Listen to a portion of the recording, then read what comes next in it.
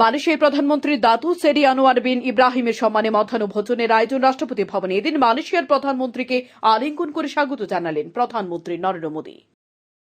দুদিনের সফরে বুধবার পোল্যান্ডে যাচ্ছেন প্রধানমন্ত্রী নরেন্দ্র মোদী। ৪৫ বছর পর ভারতের কোন প্রধানমন্ত্রী পোল্যান্ডে পা রাখবেন, এমনটাই জানিয়েছেন বিদেশ মন্ত্রকের তরফে। বুধবার বৃহস্পতিবার পোল্যান্ড সফর শেষে নরেন্দ্র মোদী যাবেন যুদ্ধবিধ্বস্ত ইউক্রেনে। শুধুমাত্র একজন চিকিৎসকের খুন নয়, আরজি করের ঘটনা গোটা দেশ জুড়ে আরো বড় প্রশ্ন তুলে দিয়েছে। হাসপাতালে চিকিৎসক বা নার্স কতটা নিরাপদ? মহিলারা কি সত্যি কর্মস্থলে সুরক্ষিত? এসব প্রশ্ন উঠায় শতপ্রণোদিত মামলা গ্রহণ করেছে সুপ্রিম কোর্ট। শুধু মামলা গ্রহণই নয়, প্রথম দিনের শুনানিতে ৩ বিচারপতির বেঞ্চ জানিয়ে দিল এই ইস্যুতে একটি ন্যাশনাল টাস্ক ফোর্স গঠন করা হয়েছে। সে টাস্ক ফোর্সে থাকবেন দেশের বিভিন্ন প্রতিষ্ঠানে চিকিৎসকেরা। গত ৯ আগস্ট আরজি করে তরুণী চিকিৎসক দেহ উদ্ধার হওয়ার পর থেকে সমাজের বিভিন্ন স্তরের মানুষ প্রতিবাদে রাস্তায় নেমেছে।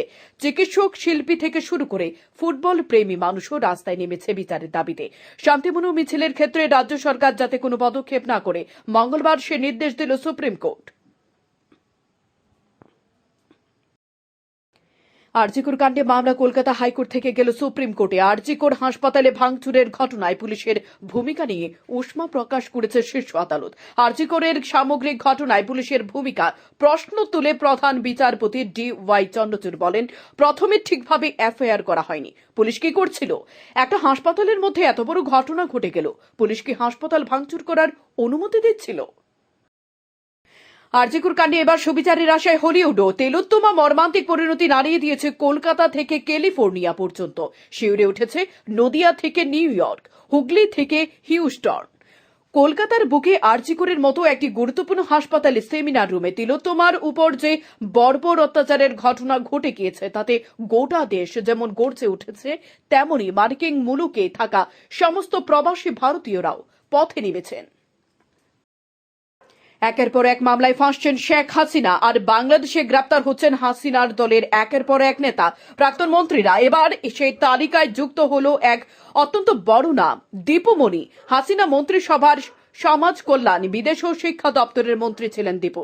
শুধু তাই নয়, দলেরও এক গুরুত্বপূর্ণ পদে আছেন তিনি। আওয়ামী লীগের যুগ্ম সাধারণ সম্পাদক দীপুমণি। এদিন রাত 7:30 নাগাদ ঢাকা মহানগর পুলিশের গণমাধ্যম বিভাগ জানায় দীপুমণিকে গ্রেপ্তার করা হয়েছে। দুর্গাপূজার আগে ডিএ নিয়ে বড় খবর। 3% ডিএ বা মহার্ঘ ভাতা মিলতে পারে সরকারি কর্মচারীদের। সবকিছু ঠিক থাকলে সেপ্টেম্বরে ডিএ মিলবে সরকারি কর্মীদের। সঙ্গে 18 মাসের বকেয়া ডিএও পেতে পারেন কর্মচারীরা। করোনার সময় এই 18 মাসের ডিএ আটকে রাখা হয়েছিল, তাই মিটিয়ে দেবে সরকার।